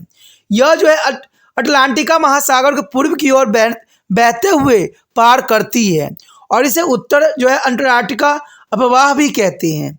यानी इसको जो है अटलांटिका अपवाह के नाम से भी जाना जाता है, जैसे कि यहाँ पर डायग्राम में भी दिखाया गया, यानी मैप में आप साफ समझ सकते हो कि अटलांटिका प्रवाह की क्या विशेषताओं के रूप में यहाँ दर्शाया गया है। यहाँ पर जो है पूरा मैप दिखाना संभव नहीं है, लेकिन जो आपके समक्ष है वो अमेरिका का जो है विशिष्ट दिखाया गया है, जिसमें अंटार्कटिका महासागर की धाराएं दिखाई गई है। आपको जो है एरो के रूप में दिख रहा होगा वो जो है जो शांत धाराएं हैं और उष्ण धाराएं जो है थोड़ी गहरी रंग की दिखाई गई है। तो इस प्रकार जो अंटार्कटिका महासागर की धाराएं जो है चलती रहती है और पूरे विश्व को जो है प्रभावित करती रहती है। उत्तरी अंटार्कटिका अपवाह जो है यहाँ महासागर के पूर्वी भाग में पहुंचकर दो भागों में बढ़ जाता है और इसकी उत्तरी शाखा उत्तरी अंटार्कटिका पर जो अपवाह के रूप में बहती ही रहती है और यह ब्रिटिश द्वीप समूह पहुंचकर वहाँ से जो है नावे के तट के साथ बहते हुए ये नावे धारा के रूप में जानी जाती है। वहाँ से ये जो है अंटार्कटिका महासागर में प्रवेश कर जाती है और दक्षिण शाखा स्पेन तथा एजोरस द्वीप के मध्य से दक्षिण की ओर ये बहती रहती है। यहाँ इसे जो है केनारी धारा भी कहते हैं, यानी यहाँ पर जैसे ये प्रवेश करती है इसको केनारी धारा के नाम से जाना जाता है और यह एक ठंडी जल धारा है। किनारी धारा अंत में उत्तरी विषुववर्तीय धाराओं से मिल जाती है और उत्तरी जो है अंटार्कटिका महासागर में धाराओं के चक्र के बीच में सरगोसो समुद्र के शांत क्षेत्र है जो अत्यधिक जो है समुद्री शैवालों से भरा हुआ होता है। यानी समुद्री शैवाल जो होते हैं पूरे ही भरे होते हैं। यानी देखा जाए तो यहाँ जो है काफ़ी ग्रीन एल्गे पाया जाता है और एल्गे के कारण ही समुद्र के जो है काफ़ी जो है इसका अलग रंग दिखाई देता है। ये समुद्री शैवाल जो ऐसे भूरे रंग के होते हैं, यानी यहाँ पर देखा जाए तो शैवाल जो होंगे पूरे भूरे रंग के होंगे। आप लोगों ने जो है शैवाल ग्रीन रंग के देखे होंगे, लेकिन यहाँ पर जो समुद्री शैवाल जो है भूरे रंग के होते हैं और सरगेसम नाम से भी जाने जाते हैं। यानी इस भूरे के कारण जो है सरगेसम के नाम से जो है ये जो है समुद्र जाना जाता है, जो कि काफ़ी इसको विशेषताओं को प्रकट करती है। उत्तरी जो है अंटार्कटिका महासागर में धाराओं के दक्षिणवर्तीय परिसंचरण के अतिरिक्त दो ठंडी धाराएं भी इस महासागर में बहती है और ये जो है पूर्वी ग्रीनलैंड धारा तथा लैब्राडोर धारा है और ये धाराएं अंटार्कटिका महासागर से अंटार्कटिका महासागर में बहती है। देखिए अंटार्कटिका महासागर से अंटार्कटिका महासागर में जो है इसकी भाव दिशा है। लैब्राडोर धारा जो है कनाडा के पूर्वी तट पर दक्षिण की ओर बहती हुई गर्म जो है गल्फ स्ट्रीम धारा से मिलती है। हम चित्र में भी इस बात को जानने की कोशिश करेंगे। कहते हैं विभिन्न तापमान वाली इस दो धाराओं को एक ठंडी तथा दूसरी गर्म होती है को संगम को जो है न्यू फ्लैंड के चारों ओर कोहरे का निर्माण होती है और इस संसार का सबसे अधिक महत्वपूर्ण मत्स्य ग्रह विक्षेत्र माना बनता है। पूर्व जो है ग्रीनलैंड धारा जो है आइसलैंड और ग्रीनलैंड के बीच बहती है तथा ये संगम स्थल पर उत्तरी जो अंटार्कटिका अपवाह के तापमान को कम कर देती है। तो ये काफ़ी इंपॉर्टेंट यहाँ पर जो है अपना स्थान बनाती है। यानी देखा जाए तो दक्षिण जो है विषुववर्तीय धाराएं ब्राज़ील के साओ रोको अंतरिपी के निकट दो शाखाओं में ये बढ़ जाती है और इसकी उत्तरी शाखा जो है उत्तरी विषुववर्तीय धाराओं से मिल जाती है और दक्षिण शाखा जो है दक्षिण की ओर मुड़कर दक्षिणी अमेरिका के पूर्वी तट के साथ साथ बहती रहती है और इसे हम ब्राज़ील धारा भी कहते हैं। लगभग जो है 35 दक्षिण अक्षांश पर ब्राज़ील धारा को पछुआ पवन तथा पूर्वी की जो है घूर्णन गति जो है पूर्व की ओर मोड़ देती है, जहां यह पश्चिम पवन पर जो अपवाह में मिल जाता है और आशा अंतरिप के निकट दक्षिण अंटार्कटिका धारा उत्तर की ओर जो है मुड़ जाती है। यह एक ठंडी जलधारा है और इसे जो है बेंगुआला धारा भी कहते हैं। अंत में यह दक्षिण जो है विषमवर्तीय धाराओं से मिलकर धाराओं के चक्र को पूरा भी करती है। एक और ठंडी जलधारा दक्षिण अमेरिका के दक्षिण पूर्वी तट के सहारे दक्षिण से उत्तर की ओर बहती है, जिसे हम फॉकलैंड धारा भी कहते हैं। तो ये काफ़ी विशिष्ट धाराओं का जो है यहाँ पर संचलन करती है। यहाँ पर जो हमारे समक्ष आया है अत्यंत महत्वपूर्ण टॉपिक प्रशांत महासागर की धाराएं। देखिए, प्रशांत महासागर की धाराओं का अपना एक विशेष स्थान है और कई मायने में ये जानना जरूरी भी है। कहते हैं ये देखा जा सकता है कि प्रशांत महासागर में भी धाराओं का एक विविध चक्रीय तंत्र पाया जाता है, जो कि उत्तरी जो है गोलार्ध में दक्षिणवर्त घड़ी की सुई की दिशा में करती है। यानी देखा जाए तो क्लॉकवाइज जो है अपनी ये रोटेशन करती है। वह दक्षिण गोलार्ध में जो है वामवर्त यानी घड़ी की सुई की विपरीत दिशा। वामवर्त का मतलब यहाँ पर है कि जो है सुई के उल्टी दिशा यानी एंटी क्लॉकवाइज, और गोलार्ध में दक्षिण वर्त का मतलब होता है सुई की दिशा के रिगार्डिंग। तो ये कई मायने में इंपॉर्टेंट भी है। यहाँ पर प्रशांत महासागर के विषमवर्तीय भागों में दो जो है विषमवर्तीय धाराएं मध्य अमेरिका के तट से महासागर के आर पार बहती रहती है, और इन दोनों उत्तरी विषमवर्तीय धारा तथा दक्षिण विषमवर्तीय धारा के बीच पश्चिम से पूर्व की ओर एक विरोधी विषमवर्तीय धारा जो है बहती रहती है। उत्तरी विषमवर्तीय धारा उत्तर की ओर मुड़ती है और क्यूरोसिवो धारा के नाम से जो फिलीपींस द्वीप समूह यानी ताइवान तथा जापान के तटों के साथ साथ बहती रहती है। जापान के दक्षिण पूर्वी तट पर यह धारा जो है पछुआ पवनों की चपेट में आकर महासागर के आर पार पश्चिम से पूर्व की दिशा में उत्तरी जो है प्रशांत धारा के नाम से बहती है। यानी ये जो है प्रशांत यानी उत्तरी जो है प्रशांत धारा के नाम से जो है इसको पुकारा जाता है। उत्तरी अमेरिका के पश्चिमी तट पर पहुंचकर यह धाराएं दो शाखाओं में बढ़ जाती है। यानी देखा जाए तो उत्तरी अमेरिका के पश्चिमी तट पर पहुंच के ये दो भागों में बढ़ती है। इसकी उत्तरी शाखा जो होती है ब्रिटिश कोलंबिया के नाम से जाना जाता है, और दूसरा जो है अलास्का के तटों के साथ जो है वामवर्ती दिशा में बहती है तथा अलास्का धारा के नाम से भी जानी जाती है। और इस धारा को जो है गर्म जल शीत ऋतु में अलास्का तट के जो है बर्फ मुक्त रखता है।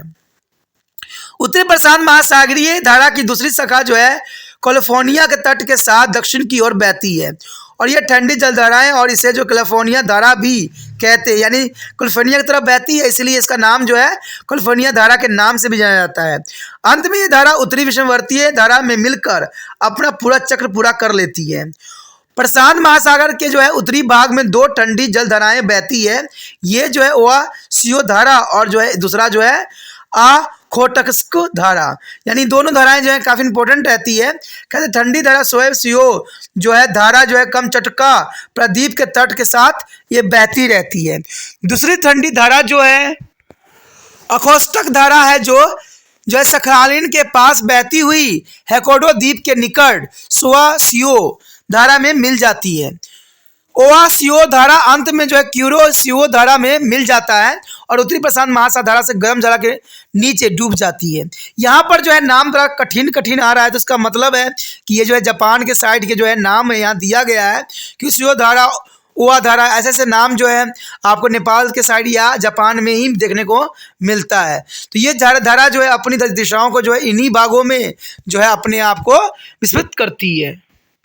यहाँ पर आप एक जो है मैप के चित्र भी देख सकते हो, जहाँ प्रशांत महासागर की धाराओं को यहाँ पर जो है दिखाने की कोशिश की गई है।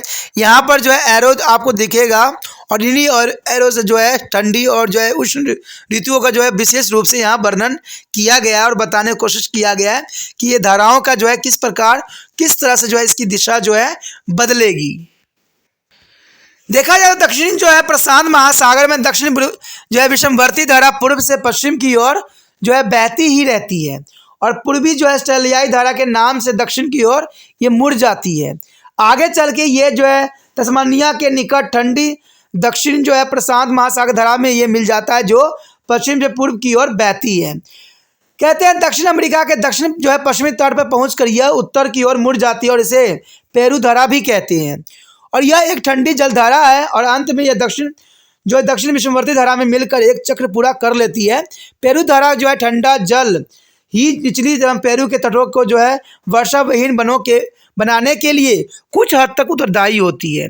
यानी देखा जाए तो पेरू धारा का जो है ठंडा जल चिली एवं पेरू के तटों को वर्षाविहीन बनाने के लिए काफ़ी हद तक जो है उत्तरदायी होता है। यहाँ पर जो हमारे समक्ष आया है अगला पॉइंट जो कि बहुत काफ़ी इंपॉर्टेंट है, वो है हिंद महासागर धाराएं। देखिए, ये इंडियन ओशियन के नाम से जाना जाता है और हिंद महासागर जो है धाराएं काफ़ी इंपॉर्टेंट भी रहता है। कहते हैं हिंद महासागर की धाराओं को जो है परिसंचलन का प्रतिरूप और अंटार्कटिका महासागर एवं प्रशांत महासागर की धाराओं से थोड़ा भिन्न माना जाता है। क्यों? क्योंकि हिंद महासागर की धाराएं जो है काफ़ी इंपॉर्टेंट रहता है और इसकी दिशाएं एक विशेष बातों पर निर्भर करता है। कहते हैं क्योंकि हिंद महासागर उत्तर पूर्व स्थल से घिरा हुआ है। अगर देखा जाए तो इसको जो है ये पूर्व में जो है महासागर जो है पूर्वोत्तर स्थल जो है घिरे हुए होते हैं और इसके दक्षिणी भाग में धाराओं के जो है परिसंचलन का सामान्य प्रतिरूप जो है वामवर्तीय होने के कारण ऐसा होता है, जैसा कि अन्य महासागरों में भी है। लेकिन इसके उत्तरी धाराओं में जो है शीत ऋतु एवं ग्रीष्म ऋतु में स्पष्ट रूप से अपनी दिशाएं पुनर्वर्त बदलती रहती है। यानी इसकी दिशाएं जो है समय समय पर बदलती रहती है और ये धाराएं जो है पूर्वतः बदलते हुए जो है मानसूनी मौसम के प्रभाव में ऐसा होता है और इसलिए शीत ऋतु एवं ग्रीष्म ऋतु में धाराएं उलट जाती है या धाराएं जो है विपरीत दिशाओं में बहने लग जाती है। अर्थात उत्तरी पूर्वी मानसून के दौरान इसकी दिशा दक्षिण पश्चिम की ओर होती है और दक्षिण पश्चिम जो है मानसून के दौरान उत्तर पूर्वी की ओर तथा संक्रमण काल में जो है अस्थिर धारा के रूप में होता है। यानी देखा जाए तो संक्रमण काल में जो है अस्थिर धाराओं के रूप में ये विस्तृत होती है। यहाँ पर जो आप देख रहे होगे मैप, यहाँ पर हिंद महासागर की धाराओं को जो है शीत ऋतु में इसका क्या प्रभाव होता है इसको यहाँ पर दर्शाया गया है। यहाँ पर आप देख सकते हो कि यहाँ पर जो है तीर की जो है व्हाइट तीर जो है शीत ऋतु का परिचालक है और जो आपको डार्क तीर दिख रहा होगा वो उष्ण धारा के जो है परिचालक है। आप देख सकते हो कि भारत पे किस क्षेत्र पे जो है कैसा प्रभाव होगा। यहाँ पर अगर ऊपर आप देखोगे तो उत्तरी पूर्वी मानसूनी जो है धाराएं उपवाह जो दिखेगा, जो कि काफ़ी विशेषताओं को यहाँ दर्शाने के लिए ये मैप जो है काफ़ी पर्याप्त है। शीत ऋतु में श्रीलंका बंगाल की खाड़ी की धाराओं को जो है अरब सागर से धाराओं को जो है अलग कर देती है। ये काफ़ी इंपॉर्टेंट है कि शीत ऋतु में श्रीलंका जो है बंगाल की खाड़ी की धाराओं को अरब सागर से धाराओं को अलग कर देती है और श्रीलंका के ठीक दक्षिण में उत्तरी जो है विषमवर्ती धाराएं और दक्षिण जो है विषमवर्ती धारा पश्चिम की ओर बहती है। उत्तरी विषमवर्तीय धाराओं और दक्षिण विषमवर्ती धाराओं के मध्य एक विरुद्ध जो है विषमवर्ती धारा पश्चिम से पूर्व की ओर बहती चली जाती है और इस समय इसके उत्तरी भाग में बंगाल की खाड़ी और अरब सागर के जल को जो है उत्तरी जो है पूर्व मानसून प्रभावित करते हैं। यानी पूर्वी मानसून जो है काफ़ी इसको प्रभावित करता है तथा उन्हें जो है वामवर्ती दिशा में प्रभाव के लिए प्रेरित भी करता है और इस जलधाराओं को जो है उत्तर पूर्वी मानसून अपवाह कहते हैं। यानी इसका जो नाम दिया गया है उत्तर पूर्वी मानसूनी अपवाह। यहाँ पर जो आप मैप देख रहे होगे ये जो है हिंद महासागर की धाराएं हैं जो कि उष्ण के समय दिखाया गया, यानी गर्म दिनों में इसका प्रभाव कैसा होता है। आप यहाँ पर चित्रों से साफ देख सकते हो कि शीत ऋतु में इसकी धाराएं किस प्रकार जो है अपना रुख बदल लेती है और गर्मी के समय जो है इसका रुख कैसा होता है। तो यहाँ पर अरब सागर भी दिख रहा होगा आपको, मानसूनी के जो है एरो यहाँ पर दिखाया गया है। जो ब्लैक एरो है वो जो है उष्ण धाराओं को दर्शाता है और जो सिर्फ व्हाइट एरो है वो शीत धाराओं को दर्शाता है और इसकी जो एरो जिस साइड बनी हुई है इसकी पवनों की धारा जो है इसी तरफ आने को संकेत कर रही है। तो ये कहते हैं ये भी काफ़ी इंपॉर्टेंट यहाँ पर मैप जो है दिखा रहा है और मैप से समझना काफ़ी आपके लिए फायदेमंद रहेगा। ग्रीष्म ऋतु में वही उत्तरी भाग जो है दक्षिण पश्चिम मानसून को प्रभाव में आ जाती है। कहते हैं बंगाल की खाड़ी एक अरब सागर का जल पूर्व की ओर बहने लगता है और इस समय जल का जो है परिसंचलन दक्षिणवर्ती या घड़ी की सुई के अनुकूल दिशा में होती रहती है और इस धारा को जो है दक्षिण पश्चिम मानसून अपवाह भी कहते हैं। सामान्यतः ग्रीष्म ऋतु की धाराएं शीत ऋतु की धाराओं से अधिक नियमित होती है। तो ये काफ़ी इंपॉर्टेंट है कि दक्षिण पश्चिम मानसून अपवाह कहते हैं और सामान्य जो है ग्रीष्म ऋतु की धाराएं शीत ऋतु की धाराओं से अधिक नियमित होती है, जो कि इसकी विशेषताओं को काफ़ी दर्शाता है। हिंद महासागर के दक्षिण भाग में विषमवर्ती धारा पूर्व से पश्चिम की ओर प्रभावित होती रहती है और अफ्रीका के मेजोविक तट के निकट यह धारा दक्षिण की ओर मुड़ जाती है और इस धारा का एक भाग अफ्रीका के मुख्य भूमि और जो मेडागास्कर द्वीप के मध्य बहता है और इसे हम गर्मजाविक धारा भी कहते हैं। यानी इसका जो है मेडागास्कर द्वीप से मध्य बहता है और इसे गर्मजाविक धारा कहते हैं। और दक्षिण की ओर बढ़ने पर यह जो है दक्षिणी विषमवर्ती धारा की उस शाखाओं से मिल जाती है जो है मेडागास्कर के तट के साथ बहती है। इस जो है संगम के बाद इसे जो है अगुहाल्स धारा कहते हैं। इसके बाद यह पूर्व की ओर मुड़ जाती है और पश्चिम जो है पवन अफवाह में मिल जाना इसकी स्वाभाविकता को दर्शाता है।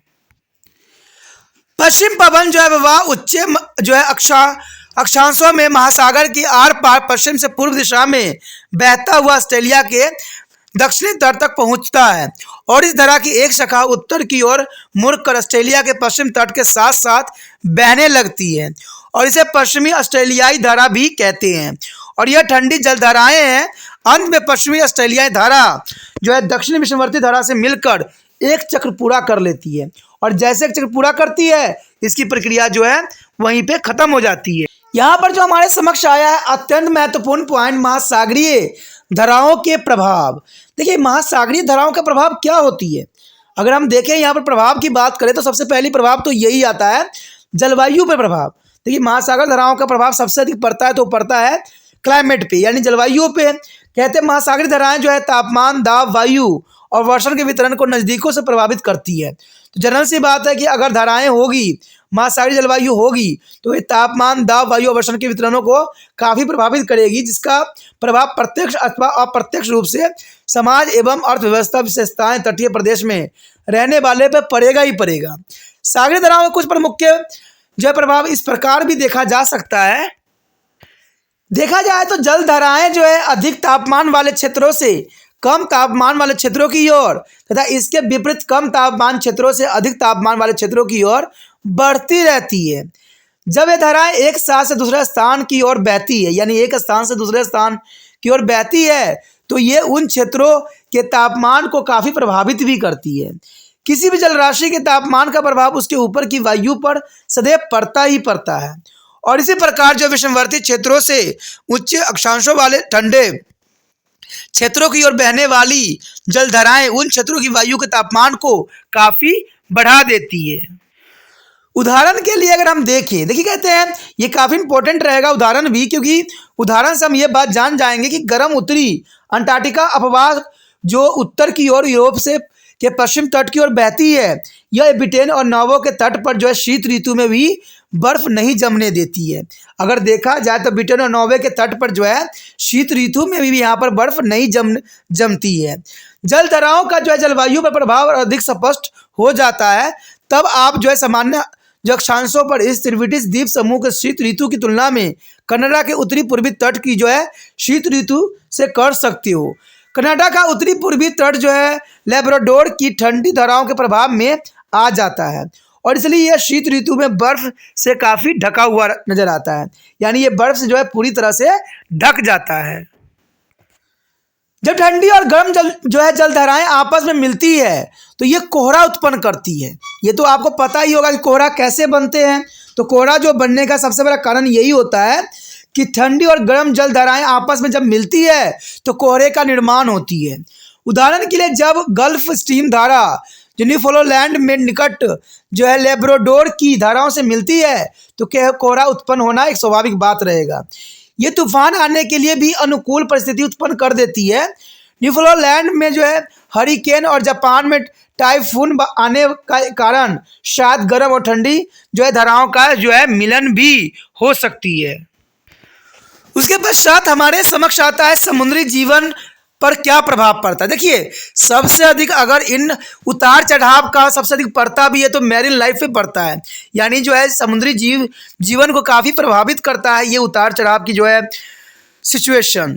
कहते हैं तापमान का समुद्री जीवन में बहुत गहरा प्रभाव पड़ता है। ये समुद्री वनस्पति एवं जीव जंतुओं के प्रकार को जो है निर्धारित करती है। यहाँ गर्म और ठंडी जलधाराएं मिलती है, वह विश्व के अत्यधिक महत्वपूर्ण जो है मत्स्य ग्रहण क्षेत्र होते हैं। धाराओं के रूप में महासागरीय जल के संचलन के कारण समुद्री जीव जंतु पूरे महासागर में फैल जाते हैं और फैलने से ही जो है उनका बचाव भी हो जाता है। उसके पश्चात हमारे समक्ष व्यापार पर प्रभाव देखिए। कहते हैं अगर हम धाराओं की बात करें, शरद गर्म की बात करें, और ये धाराएं जो होती है कहते हैं सिर्फ ये जीव जंतुओं पर ही प्रभाव नहीं डालते हैं, मैरिन लाइफ पे ही प्रभाव नहीं डालते हैं, ये इंसानों पर भी काफ़ी प्रभाव पड़ता है, यानी उनके व्यापार पर काफ़ी प्रभाव डालता है। जल धाराओं का व्यापार पर भी काफ़ी गहरा प्रभाव पड़ता है। उत्तर अक्षांशों में स्थित जो है पत्यानों और बंदरगाहों में जो गर्म जल धाराओं का प्रभाव में होते हैं, बर्फ नहीं जमती है वहाँ, यानी देखा जाए तो जल धाराओं गर्म जल धाराओं के प्रभाव के कारण वहाँ पर बर्फ नहीं जमती है और वहाँ पूरे वर्ष व्यापारिक गतिविधियाँ चलती ही रहती है। उदाहरण के लिए उत्तर पश्चिम यूरोप के पतन पूरे वर्ष खुले रहते हैं, जबकि कनाडा का क्विबेक पतन शीत ऋतु में बर्फ से ढक जाता है, जो कि काफ़ी इंपॉर्टेंट यहाँ बात रखता है। यहाँ पर जो हमारे समक्ष आया अत्यंत महत्वपूर्ण टॉपिक, मनुष्य के लिए महासागरों का क्या महत्व है। देखिए कई मायने में इंपॉर्टेंट यहाँ पर बात आता है कि मनुष्य के लिए जो है महासागरों का क्या उपयोग हो सकता है। लेकिन देखा जाए तो महासागर जो है कहते हैं इंसानों के लिए एक बहुत ही बड़ा भंडार है, जिसमें हर चीज़ जो है मनुष्य के लिए उपलब्ध है। सिर्फ मनुष्य को जो है उसको खोजने की आवश्यकता होता है। अगर आप हिंदुइस्ट कहानी के रिगार्डिंग एक आप बात जानते होंगे कि समुद्र को ही मंथन करके जो है बहुत से इम्पोर्टेंट संपदा जो है सागर से निकाला गया था। तो आप समझ सकते हो कि सागर में जो है कई तरह के चीज़ें जो है छुपी हुई है, और ये मनुष्य को हर समय जो है लाभान्वित करता है, चाहे आज का समय हो चाहे पुराने समय हो। दोनों समय में जो है महासागरों का अपना एक महत्व रहा है और इंसानों के लिए कई मायने में इम्पोर्टेंट भी रहा है। हम सभी इस तथ्य से अच्छी तरह से परिचित हैं कि पृथ्वी के धरातल का जो है 71% भाग सागर है और महासागरों से ये घिरा हुआ है। महासागर हमारे पर्यावरण का एक महत्वपूर्ण भाग और ये मनुष्य तथा उसके जो है कार्यकलापों पर पुण्य प्रभाव डालते हैं। कहते हैं हम मानव जो है जीवन के विभिन्न क्षेत्रों में महासागर प्रभाव के विषय में पढ़े हैं और जाने हैं। चलिए देखते हैं हमारा जो है मनुष्य के लिए महासागरों का कितना महत्वपूर्ण जो है आज आधुनिक युग में है। यहाँ पर दिखाया गया है पहले पाठ के रिगार्डिंग कि महासागर जलवायु के जो है संशोधक के रूप में यहाँ दिखाया गया है। कहते हैं महासागरों का सबसे महत्वपूर्ण कार्य जो है जलवायु को संशोधित एवं परिवर्तित करना होता है। तो महासागरों का सबसे इम्पोर्टेंट कार्य मनुष्य के लिए तो यही हो जाता है कि यहाँ जलवायु को ये काफ़ी प्रभावित करती है। अगर इसी बात पे हम पहली पॉइंट पे अगर नज़र डालें तो कहते हैं महासागरों की अथाह जलराशि बहुत ही बड़ी मात्रा में ऊर्जा का संग्रह करती है और इसी कारण महासागरों को जो है सौर ऊर्जा का जो है बचत बैंक कहा जाता है। यानी देखा जाए तो भविष्य में जो है महासागर जो है उसका सौर ऊर्जा के रूप में एक बचत बैंक के रूप में जो है इसका उपयोग किया जा सकता है। ये अधिक जो है सूर्य ताप वाले मौसम में इस ऊर्जा का जमा कर लेते हैं और आवश्यकता वाले मौसम में इसका जो है भुगतान करते हैं। महासागरों का विशाल जो है गहरा जल पृथ्वी के धरातल की अपेक्षा धीरे धीरे जो है ऊष्मा अवशोषित कर लेती है और धीरे धीरे ही ये विकसित होते चली जाती है। सूर्य ताप की एक ही जो है सामान्य मात्रा जलीय धरातल की अपेक्षा स्थायी धरातल को शीघ्रता से और अधिक गर्म कर देती है। जलीय और स्थलीय तापमान में अंतर के कारण ही समुद्री तटीय क्षेत्र और जो है आंतरिक जो है स्थलीय क्षेत्रों में तापमान में काफ़ी अंतर देखने को मिल जाता है। अगर दूसरी पॉइंट की हम बात करें तो कहते हैं महासागर जो है वायुमंडल के जलवायु प्रदान करते हैं। यानी महासागर जो है वायुमंडल को जो है जलवाष्प के प्रदान करते हैं और यह पृथ्वी पर कुल वर्षण के लिए मूल स्रोत के रूप में जो है देखा जा सकता है। ये पृथ्वी का स्वच्छ जल का भी मुख्य स्रोत के रूप में यहाँ आती है नज़र। देखा जाए अगर हम तीसरी पॉइंट की तरफ नज़र करें तो कहते हैं महासागरीय जलधाराएं जो है पृथ्वी के धरातल पर महत्वपूर्ण तापमान नियंत्रण के रूप में देखा जाता है। यह जलधाराएं जो है निम्न अक्षांशों से उच्च अक्षांशों में ऊष्मा के विनिमय में सहायता करती है और इस तरह यह विश्व में ऊर्जा को जो है संतुलन को बनाए रखने के लिए काफ़ी आवश्यक भी है। अस्थायी सतह पर गर्म महासागरीय धाराएं उच्च अक्षांशों के तटवर्ती क्षेत्रों की जलवायु को जो मृत बना देती है, जबकि ठंडी जो है धाराएं उष्णकटिबंधीय मरुस्थल को तटीय क्षेत्रों के तापमान को काफ़ी कम कर देती है। अगर हम अगली पॉइंट की बात करें तो यही दर्शाता है कि महासागर पृथ्वी पर वायु दाब और प्रचलित पवन तंत्र के वितरण को भी बहुत काफ़ी सीमा तक नियंत्रित करती है। महासागरीय धरातल पर उच्च दबाव को जो है 6 या 6 से अधिक अस्थायी केंद्र के रूप में देखा जा सकता है और यह केंद्र जो है भूमंडलीय पवन तंत्र को काफ़ी नियंत्रित करती है। यानी केंद्रीय भूमंडलीय पवन तंत्र जो होता है वो काफ़ी इसी के ही नियंत्रण में रहता है और ये भूमंडलीय पवनें पृथ्वी के धरातल पर वर्षा की मात्रा और इसके जो है वितरण को नियंत्रित करती है। कहते पछुआ पवनें जो है गर्म उत्तरी अंटार्कटिका अफवाह को आर्द्रता ग्रहण करके जो है पश्चिमी यूरोप के तटवर्ती क्षेत्रों में वर्षा करने के लिए जिम्मेवार होता है। तो ये काफ़ी इम्पोर्टेंट भी बात रहता है। उसके पश्चात हमारे समक्ष है महासागर तथा संसाधन। देखिए महासागर को हम संसाधन के रूप में भी देख सकते हैं। जैसे मैंने आपको बताया भी था कि अगर हम प्राचीन समय में चले जाएं तो कहते हैं समुद्र मंथन से जो है बहुत सी संपदा जो है महासागर से ही निकाली गई थी। तो उस समय जो इतने भंडार निकले, तो आज भी जो है मनुष्य के लिए बहुत मात्रा में जो है भंडार समुद्र में पर्याप्त है। और जिस प्रकार जनसंख्या बढ़ रही है, कहते हैं आने वाला समय में जो है समुद्र का एक अपना विशेष स्थान रहेगा, क्योंकि मनुष्य के लिए आधे से अधिक जो है भोज्य पदार्थ जो है हमें समुद्र से ही प्राप्त होगा। तो महासागर एक संसाधन के रूप में देखा जा सकता है। कहते हैं मानव के लिए महासागर खाद्य पदार्थ तथा अन्य जो मूल्यवान वस्तुओं के लिए हमेशा से ही बड़े स्रोत रहे हैं। समुद्री पौधे और जीव जंतु मिलकर एक विशाल संसाधन है, जिनसे मनुष्य के खाद्य सामग्री, कृषि के लिए उर्वरक तथा कई उद्योग के लिए कच्चे माल हमें यहीं से प्राप्त हो जाती है। मछली और अन्य समुद्री जीव जो है जंतु मनुष्य के भोजन का एक महत्वपूर्ण भाग भी रहे हैं। मानव समाज की उन्नति और बढ़ती जनसंख्या के कारण मनुष्य की महासागरों पर निर्भरता बढ़ती ही चली जा रही है। अब पूरे संसार में आज मछली मनुष्य को भोजन के कुल जंतु प्रोटीन का 10% भाग जो है समुद्र से ही प्राप्त होती है। उसके पश्चात हमारे समक्ष है महासागर और खनिज संसाधन। देखिए महासागर में खनिज का क्या यहाँ पर स्थिति है। कहते हैं महासागर अनेक उपयोगी धात्विक और अधात्विक खनिजों के भंडार के रूप में देखा गया है। महाद्वीपीय जो है निर्गमन तट के खनिज तेल भंडार महासागर में पाए जाने वाले सबसे खनिज से महत्वपूर्ण है। यानी आपको पता ही है कि जो यहाँ पर सबसे अधिक खनिज तेल भंडार है, जो कि बहुत काफ़ी महत्वपूर्ण है, जहाँ पर आज के समय में जो ये खनिज तेल जो है ख़त्म होते जा रहे हैं, लेकिन महासागर जो है ये खनिज के रूप में देखा जा सकता है। आज ऊर्जा के भूख विश्व में जो है खनिज तेल की सबसे अधिक मांग है, क्योंकि सबसे अधिक खपत होती है तो वो होती है खनिज तेल की, जो पूरे विश्व के लिए जो है काफ़ी संकट का विषय माना जा सकता है। खनिज तेल के विशाल भंडार उत्तरी सागर, दक्षिण कैलिफोर्निया के तट पर जो है भूमध्य सागर, फार्स की खाड़ी और अरब सागर में मुंबई हाईवे में काफ़ी मात्रा में देखने को मिला है। साथ में अगर सबसे अधिक इम्पोर्टेंट बात यहाँ करें हम, तो वो है साधारण नमक की। कहते हैं ये साधारण नमक जो सोडियम क्लोराइड के रूप में समुद्र के जल से ही प्राप्त होती है, और इसके अतिरिक्त मैग्नीशियम एवं ब्रोमीन बहुत समय से समुद्र के जल से प्राप्त किए जाते रहे हैं। और समुद्र के जल में सभी प्रकार के धात्विक खनिज पाए जाते हैं, लेकिन समुद्र के जल और जो है तलछट में जो है जिंक, तांबा, चांदी और सोना काफ़ी मात्रा में पाए जाते हैं। और ये धातु मुख्य रूप से महासागरीय पहाड़ियों के ज्वालामुखी क्षेत्रों में पाया जाता है। और इन खनिजों के समुद्री जल से निकलने की तकनीकी अभी तक पूरी तरह से विकसित नहीं हुई है। कहते हैं तकनीक की कुछ खामियों के कारण जो है इन चीज़ों को जो है अभी तक समुद्र से निकालना संभव नहीं हुआ है। महासागरों के जो है अधस्थल में पाए जाने वाले मुख्य खनिज जो है मैग्नीज और फास्फोराइड जो है काफ़ी मात्रा में पाए जाने वाले तत्व के रूप में देखा जा सकता है। यानी देखा जाए तो इंसानों की जो सबसे महत्वपूर्ण तत्व है सोडियम क्लोराइड यानी साधारण नमक, तो वो जो है समुद्र में सबसे अधिक मात्रा में पाए जाने वाले पदार्थों में से एक है।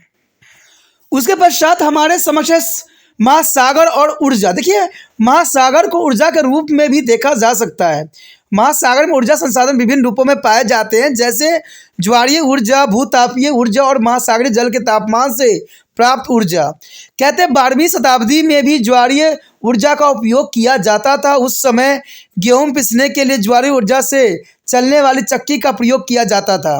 और आजकल जो है विद्युत केंद्र में इस ज्वारीय शक्ति का प्रयोग करने के प्रयत्न किए जा रहे हैं, और कई जगहों पर तो सफलता भी मिल चुकी है। किंतु ज्वारीय शक्ति के प्रयोग में कुछ समस्याएं अभी भी खड़ी है, जैसे ज्वार भट्टा क्रम जो है नियमित नहीं होती, क्योंकि आपको ने पढ़ा है कि ज्वार भट्टा जो आता है पूर्णिमा या अमावस्या के दिन ही आती है। फिर भी रूस, फ्रांस और जो जापान में ज्वारीय शक्ति के कुछ केंद्रीय सफलतापूर्वक कार्य अभी भी कर रहे हैं, और इनका अनुसंधान जो है बहुत जल्दी सफल भी होने वाला है।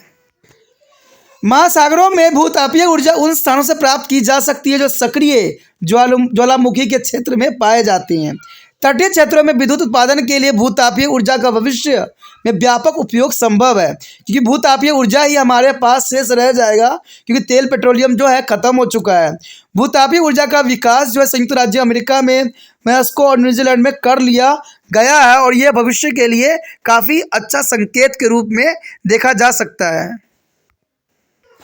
उसके पश्चात हमारे समक्ष है महासागरीय परिवहन तथा व्यापार के लिए। देखिए जो है महासागर को हम परिवहन के रूप में भी उपयोग किया जा सकता है। कुछ वर्ष पहले तक महासागर महाद्वीपों को एक दूसरे से पृथक करने वाले अवरोध माने जाते थे, लेकिन अब ये उनके बीच परस्पर संबंध की कड़ी समझे जाते हैं, और वो कम कीमत पर जो है अंतर्राष्ट्रीय व्यापार के लिए प्राकृतिक मार्ग उपलब्ध कराते हैं, और ये भारी वस्तुओं को जो है लाने ले जाने में सहायक भी हैं। जल विवाहक होते हैं और इसे क्रम प्रेरक शक्ति की आवश्यकता होती है। अंत महासागर अंतर्राष्ट्रीय व्यापार के लिए एक वरदान सिद्ध हुआ है। तो देखा जाए तो महासागर के यहाँ पर बहुत ही मानव के लिए उपयोग जो है सिद्ध हो रहा है। तो महासागर जो है आने वाले भविष्य में भी मनुष्य को कई तरह से जो है लाभांतरित कर सकते हैं।